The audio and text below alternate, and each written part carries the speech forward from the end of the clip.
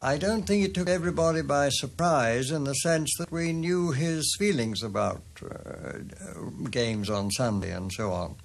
But it caused a tremendous furore amongst many people, and particularly with the newspapers and journalists, reporters and so on. I remember very well how they came to George Square, the hostel where we were together there, and they hammered on the door demanding to see him. And on one occasion it was my job to go down and try and clear them off. And at that time they were quite menacing almost, and there were cries of "he's a traitor to his country." Some of the papers were very much against him and criticised him. He got a lot of criticism. In fact, he got quite a lot of pressure on him. And however, he stuck to his principles.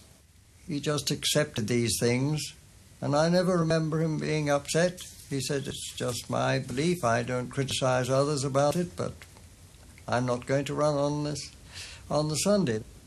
Nothing daunted, Eric entered instead for the 400 metres, a distance he had scarcely trained for and never thought of running in the Olympics. Eric had won through to the final of the 400, though still no one thought much of his chances.